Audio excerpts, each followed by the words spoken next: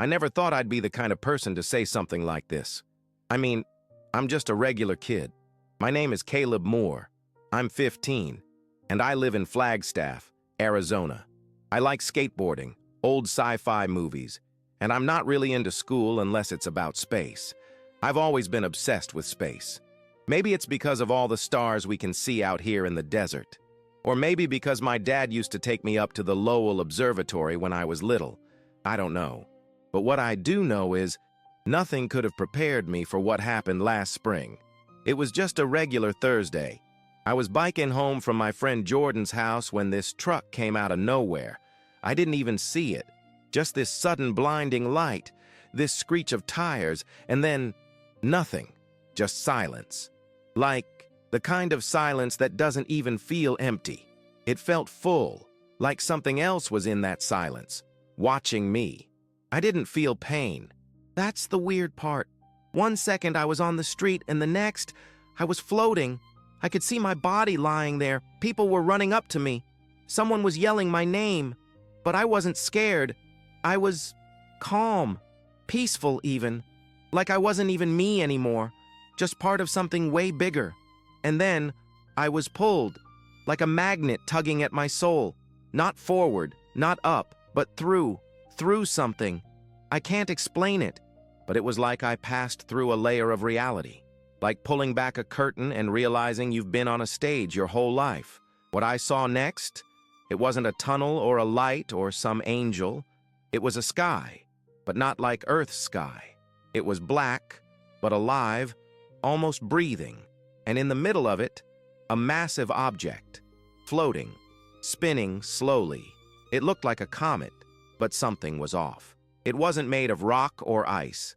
It was smooth, dark, almost like glass, but pulsing faintly with light. That's when the voice came, not out loud, inside me, a thought that wasn't mine. It said, "They will think it is a comet, but it is a vessel. It does not come from your system." I didn't understand. I tried to ask questions, but I didn't have a mouth. I didn't even have a body anymore, just awareness. And then images, like visions, started pouring into me. People staring at the sky, scientists baffled, news headlines in languages I didn't recognize. The year was 2025. But then, like a rubber band snapping, I was yanked backward, slammed into my body. I woke up gasping on the pavement, paramedics shouting, sirens blaring. Everything was too loud, too bright, too real. That was 6 months ago. And I haven't told anyone until now. After the accident, things were different. At first, everyone was focused on the physical stuff. I had a concussion, a broken arm, and some bruised ribs, but nothing that couldn't heal. The doctors called it a miracle. They kept saying I was lucky, but I didn't feel lucky. I felt haunted. That image, that massive dark object spinning in the void, was burned into my brain. I couldn't sleep without seeing it. Every time I closed my eyes, it was there. And the voice, I still heard it sometimes. Not constantly, but in flashes. "It is not what they think it is," it would say. Or, "The sky will lie." Stuff like that. Sentences that made no sense, and yet felt completely true. I tried to tell my mom once, right after I got out of the hospital. I was sitting on the couch, still groggy from the painkillers, and I said, "Mom, I think I saw the future. I think something is coming in 2025. She gave me this tight smile, the kind adults give when they think you're just confused, and said, "Sweetie, it was just a dream. Your brain was protecting you from the trauma." But I know it wasn't a dream. Dreams don't leave a hole in your chest. They don't follow you in the daylight. I'd be in math class, and suddenly I'd feel like I was floating again. I'd hear that voice whisper something strange. Or I'd see stars swirling in a pattern that didn't belong to our sky. Sometimes I'd just start crying and couldn't explain why. I started keeping a notebook, writing everything down, sketching that black object, trying to recreate the shapes I saw in the sky around it. They didn't look like constellations, more like some kind of code, a map maybe. A couple of times I brought it to my astronomy teacher, Mr. Delgado. He looked at it like I was joking.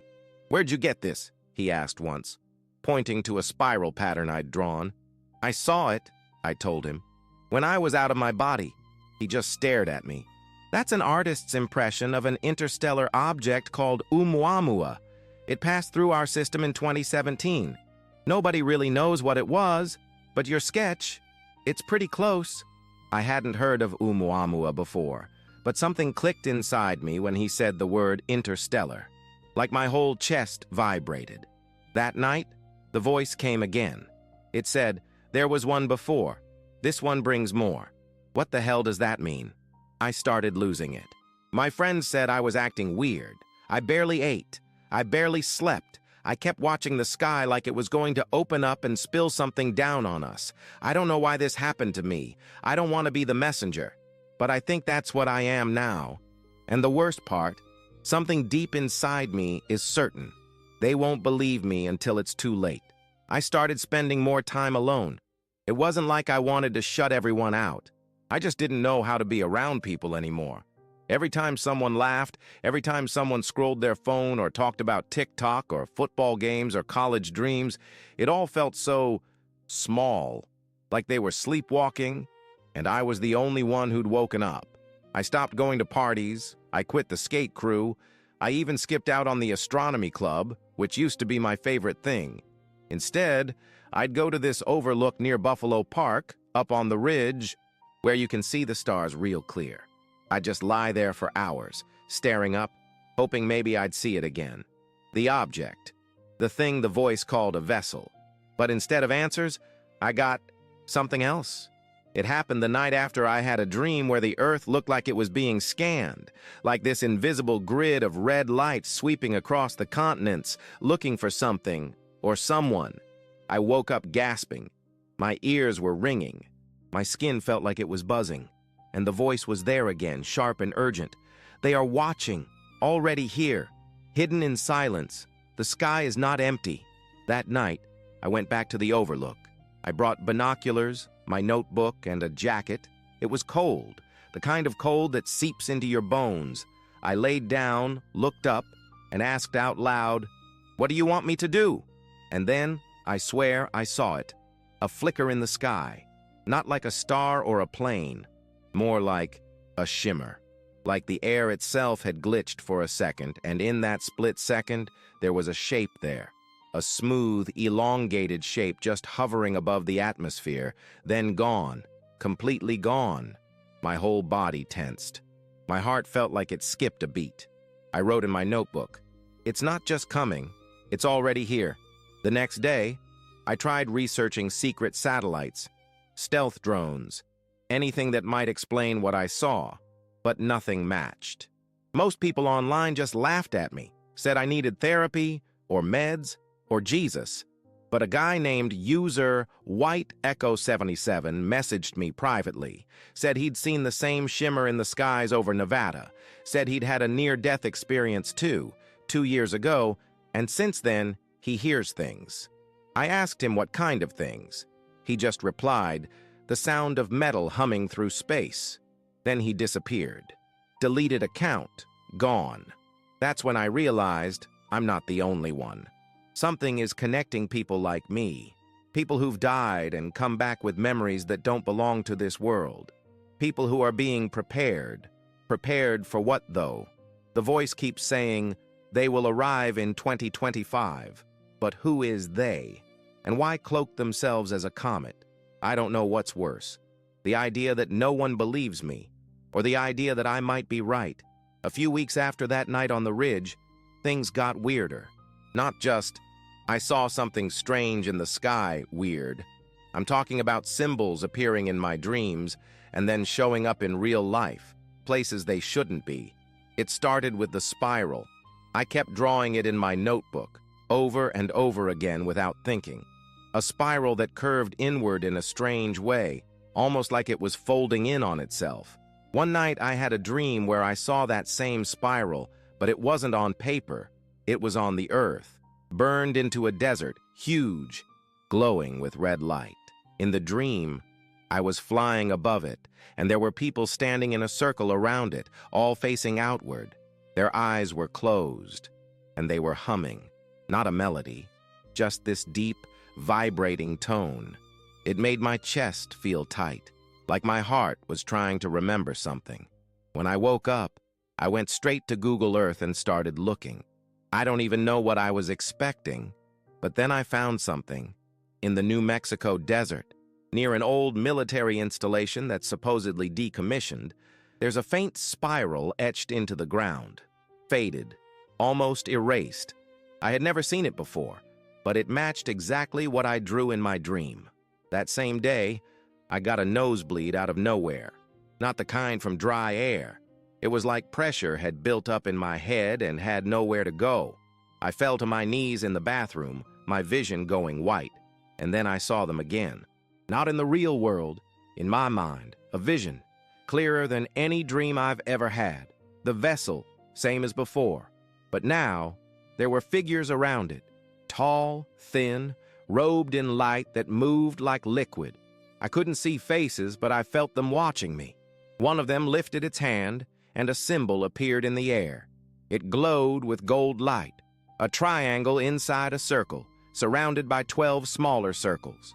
Then the voice came, calm this time, but serious. The 12 will see, the rest will fear. You are one of 12. When I snapped out of it, my nose had stopped bleeding, but my wall, my actual bedroom wall, had something written on it. In my handwriting, I don't remember doing it, but it was the symbol, the triangle in the circle with 12 dots, drawn in black marker, clear as day. I showed it to my mom. She got mad, thought I was doing some weird occult stuff, grounded me, took away my notebook. But I didn't care. I knew something now. This wasn't just a message. This was a mission. And if what the voice said was true, there are 11 others like me, and time is running out. After what happened with the symbol, I knew I couldn't stay silent anymore. If there really were 11 others out there, I had to try to find them, even if it made me look crazy, even if no one believed me. I wasn't just a kid who'd seen something. I was part of something, and deep down, I felt this ticking, like a countdown had already started. So, I did something I never thought I'd do. I made a video. It wasn't like this one. It wasn't polished or calm. I filmed it on my phone in my bedroom with the blinds shut and the door locked. My voice was shaking the whole time, but I told the truth, or at least what I believe is the truth. I explained the accident, the out-of-body experience, the vessel, the voice, the visions. I showed the notebook sketches, the spiral, the triangle in the circle with the 12 dots. I even pulled up the coordinates of that weird spiral in New Mexico, and I ended it with a message. If you've seen the same thing, if you've heard the voice, you are not alone. Find me. I posted it anonymously. No name, no location, just the title. They will think it's a comet, but it's not. Within an hour, it had a few views. Nothing special. But by the next morning, it had over 8,000. The comments were a mess. Some people thought it was a joke. Others said I was on drugs. But a few, just a few, stood out. People saying things like, I thought I was the only one who heard that voice. The 12, I've seen that too. In dreams. 2025, it's coming. I feel it. My brother came back different after his drowning. He draws the spiral. I sat there shaking, staring at the screen, rereading those comments over and over. I wasn't imagining this. I'm not alone. But then something happened that made my blood go cold. An account with no username, just a string of numbers, posted a comment, and then deleted it seconds later. I only caught a glimpse because I had notifications on. It said, "You shouldn't have spoken. They are aware now." That night, I couldn't sleep. Every creak in the house felt like footsteps. Every car passing by made my heart jump. I closed the blinds, locked the door, turned my phone off. The voice didn't speak to me again that night. But at exactly 3:33 a.m., I woke up to a sound I can only describe as metal breathing, like steel expanding and contracting, but slow, mechanical, rhythmic. I looked outside. Nothing was there. But the sound continued for exactly 12 minutes, then stopped, and the next morning, my video was gone. Deleted, not flagged, not reported, just vanished, and I can't re-upload it. Every time I try, something crashes. My phone, my laptop, even my school's computer lab. It's like someone or something is blocking me, but I won't stop, because now I know they're listening. And that means I got close. It's getting harder to tell what's real. Since the night the video disappeared, I've been having what I can only describe as waking dreams. I'll be walking down the hall at school, or brushing my teeth, or standing in line at a gas station, and then suddenly I'm not there anymore. I'll blink and find myself somewhere else. Not physically. My body stays here. But my mind, my awareness, it gets yanked out and thrown into this other place, like someone is hijacking my consciousness. At first, they lasted seconds, but now they're getting longer. The most intense one happened just a few days ago. I was in chemistry class. We were doing some stupid group project, and I was just zoning out, staring at the fluorescent lights above. I blinked, and when I opened my eyes again, I wasn't in school. I was floating, not in space, but in this massive red void, like the air itself was pulsing, thick and alive. Below me was Earth, but the colors were wrong. It looked bruised, grayish, almost dying. Orbiting the Earth was the vessel, still smooth, still spinning, but this time it was open, like a flower blooming. And from its center, something was coming out. It wasn't a creature, not exactly. It was more like a presence. I couldn't see it, but I could feel it. Ancient, cold, and curious. Curious like a scientist dissecting a frog. Then I saw something even worse. Humans, hundreds of them, floating in formation below the vessel. Their arms outstretched, eyes white and glowing. Not dead, but not alive either. They weren't being controlled. They were connected, willingly, like they'd become part of it. And then the voice came again. But this time, it was not the same. It was many voices, all overlapping, vibrating through my skull. You remember? You carry the blood. It is why you see. I don't know what that means. You carry the blood. I told myself I was hallucinating, that this was stress, trauma, something explainable. But that night, I went digging through some old family boxes in the attic. Stuff my dad left behind when he died. Journals, ancestry documents, DNA kits. I pulled out one of the folders, flipped it open, and there it was. A letter addressed to my dad from a genetics research lab. He never told me about it. I scanned the page, and one phrase made my heart stop. Anomaly detected in mitochondrial DNA. Non-standard markers suggest possible archaic introgression of unknown origin. What does that even mean? I Googled it for hours, and eventually found a buried scientific forum post from 2008. Someone wrote, "If you find that marker, don't go public. They're watching those lines. Blood remembers." I couldn't breathe. I kept hearing the phrase, "Blood remembers." What if that's why I saw the vessel? Why the voice found me? What if this isn't about dying and coming back? What if it's about who I am? And worse, what if they've known about my bloodline longer than I have? After finding that letter about my DNA, I couldn't sleep for 2 nights. I kept hearing that phrase over and over in my mind like a broken transmission. Blood remembers. Blood remembers. Blood remembers. I needed answers, not visions, not voices, real, human answers. So I did something stupid. I broke into the archive room at the Coconino County Library. Okay, technically, I didn't break in. I waited until just before closing, slipped past the genealogy section, and snuck into the staff-only corridor while one of the librarians was distracted helping an old guy scan microfilm. My heart was pounding the whole time. At the end of the hall, there was a locked wooden door with a frosted glass window. I expected to need a key, but when I turned the handle, it opened. I don't know why. I still don't. Inside was a small, dimly lit room full of old boxes, file cabinets, and dust. The air smelled like mold and old paper. I wasn't even sure what I was looking for, just something to explain what was happening to me. That's when I saw it. An unlabeled box sitting under a shelf, pushed all the way to the back. I pulled it out, opened the lid, and immediately felt cold, like the temperature dropped 20 degrees. Inside were handwritten letters, dozens, all addressed to someone named Dr. Miriam Thorne. I skimmed the first one. It was dated 1964 and written by a man named Elias Rourke, who claimed to have experienced an interruption of time after a drowning incident near the Grand Canyon. He described floating above his body, hearing a voice in his bones, and seeing a dark vessel near a dying star.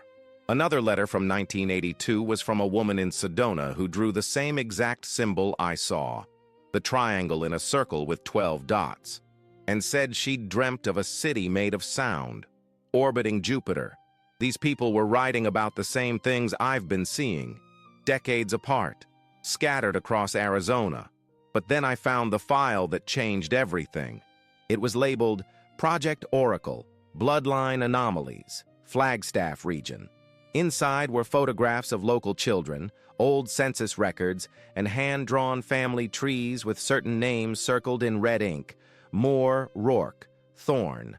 My last name was on 3 of them. My family has been watched, not recently, for generations. That's when I heard something shift behind me. A soft metallic click. I froze. The door had closed, not slammed, just shut, like someone had gently, purposefully ended my time there. No footsteps, no voices. I grabbed my phone, snapped photos of as many documents as I could, and shoved them back into the box. When I turned around to leave, I swear, for 1 second, I saw a figure standing in the hallway. Not a person, just a silhouette, tall, motionless, and then it was gone. When I got outside, I threw up behind a dumpster. I don't even know why. My body just rejected what I'd seen. Not the documents. The truth. This didn't start with me, or my accident. It's been happening here for a long time, and someone has been keeping it quiet. I wasn't sleeping. I wasn't eating much either. My mom thought it was just trauma, PTSD or depression or something. She scheduled me for therapy. I went to 1 session. The therapist kept asking me how I felt about the accident. I told her I died. I told her I saw something that's coming. She smiled like I was a little kid with a big imagination. After that, I stopped talking to anyone, except for one person. Her name was Avery. She messaged me through an encrypted chat app 2 weeks after I posted the video. I'd deleted the app, but one night it just reappeared on my phone with a single unread message. "You saw the spiral. I did too. Mine was made of birds." That line hit me like a punch to the chest, because in one of my dreams, I didn't write this part down anywhere, I did see birds, crows, flying in a perfect spiral over a frozen lake, their wings never flapping, just gliding in endless circles. I wrote back, "Where are you?" She answered, "Maine, but I saw the vessel too, when I drowned." We stayed up all night messaging. She was 16. Her story was almost identical to mine, a near-death experience. The voice, the visions, the 12, but hers went even deeper. She told me she started drawing things before she died. Strange symbols, blueprints of machines she didn't understand, star charts that don't match any known constellation. "I think we're being used," she wrote. I didn't know how to respond. Then she sent me something that made my hands shake, a photo. It was of her forearm, and carved into her skin, not freshly, but like a birthmark, was the same symbol I saw in my vision. The triangle inside the circle with 12 dots. Except hers had 1 dot glowing red. Mine is still blank. I checked again, dozens of times since. "What does it mean?" I asked. She replied after a long pause. 12 receivers, 12 bloodlines, 12 beacons. "What happens in 2025? I asked. Another long pause. Then, activation. That word, it stuck with me. I asked her what she thought the vessel was. Not what it looks like, but what it is. Her reply chilled me to the core. It's not a ship, it's a memory, traveling through time, looking for homes to root in, and we're the soil. I didn't reply after that. I didn't sleep, because if she's right, this thing isn't just watching us, it's already inside us, waiting for the right time, waiting for 2025. And maybe, just maybe, we were never supposed to survive our deaths. Maybe that's how it gets in. I used to think I was lucky, surviving that truck accident, getting a second chance. People always say that like it's some kind of gift from the universe, like I beat the odds. But now, I don't think I was meant to come back. I think I wasn't supposed to, because ever since that day, I haven't really felt alive. I've felt occupied, not possessed, not like in the movies, but entangled. Like part of me is tethered to something that isn't fully here yet, something that's waiting. The dreams have changed. They're not just visions anymore, they feel like instructions, codes. Sometimes I wake up and my hands are moving like I've been writing in my sleep. Once, I found symbols scratched into my desk with a pen I don't even remember holding. Another time, I woke up with dirt under my fingernails, like I'd been digging.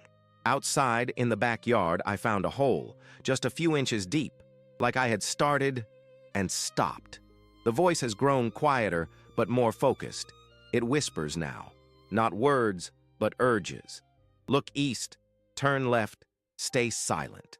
Sometimes I listen without realizing I'm doing it. The worst moment came last week. I was crossing a street downtown, one I've crossed 100 times. I heard the voice say, "Stop. Do not move," and I froze in the middle of the road. 2 seconds later, a city bus blew through a red light. If I'd taken one more step, I'd be gone, and the thought hit me so hard I nearly collapsed. It's protecting me, not out of love, not out of care, but because I'm part of something, like a component in a machine that hasn't been fully assembled yet, a gear it needs functioning. I told Avery. She didn't seem surprised. She said, "They're syncing us, prepping our nervous systems for connection. Maybe it's biological, maybe it's spiritual, but it's not an accident." I asked her, "Do you still feel human?" She waited a while before answering. Then she wrote, "Only when I cry." That stayed with me, because I don't cry anymore, not even when I try. It's like whatever part of me could break, already did. And then, 2 nights ago, I saw myself, not in a mirror, in a vision. I was older, maybe 17. My eyes weren't mine anymore. They were glassy, empty, like I was looking out from behind them but not in control. And I was standing at the edge of a crater. Above me, the sky was split open, light pouring down like liquid. And I said one word over and over like a chant, "Arrive." That's when I woke up, sweating, shaking. Because now I'm wondering something I never dared ask before. What if surviving the accident wasn't luck? What if it was permission? What if dying is how they tag us? And now I'm marked, waiting, just like the sky. If you're watching this, it means I still have time. I don't know how much, days, hours, maybe just minutes, but I can feel something closing in, like a door that was always open, slowly starting to shut. It's not fear, not exactly. It's more like gravity, pulling me towards something I didn't ask for but can't run from, something ancient, something intelligent, and something that knows my name. I used to think this was about space, about a comet, an alien vessel hiding as a rock, but I was wrong. This isn't about astronomy. It's about infiltration, not of governments, not of Earth, of us, of our consciousness. I think the vessel isn't just coming here. I think it's already partially inside people like me. People who've been cracked open by trauma, death, loss, by the thin places between life and what waits behind it. And those 12 dots? They're not just symbols, they're relays. Anchors in the human population, spread across bloodlines, awakened only when the body briefly dies. 12 of us, linked, receivers, echoes of something we can't fully comprehend yet. I know that sounds crazy. I know how this must all sound. But listen, oh, please listen. I don't care if you believe me. That's not why I'm saying this. I'm saying it because tonight, for the first time, I didn't hear the voice. There was no whisper, no symbol burned into my mind, just silence. And that's what scares me the most, because I think it means the signal has finished transmitting. Avery hasn't answered in days. Her last message just said, "They're no longer asking permission. I'm starting to forget things. Not in a normal way, in a way that feels edited. Like parts of my memory are being rewritten or deleted. Moments I know happened suddenly feel distant, fuzzy, like dreams I can't hold on to. Earlier today, I looked at a photo of me and my dad, and I couldn't remember his voice. Not his face, not his laugh, his voice, gone. I went to the library again. The box, the files, all gone. I asked about Dr. Miriam Thorne. They said no one by that name had ever worked there. The door to the archive room, it's sealed now, bricked over like it was never there. This world is dimming, and I don't know if it's because of them or because I'm becoming one of them. So I'm recording this now, while I still have my own mind, while I still have my own voice. If something appears in the sky in 2025 and they say it's just a comet, don't believe them. Look deeper. Look at how you feel when you stare at it. Look for the pull. And if you feel it, run. Or maybe it's already too late for that.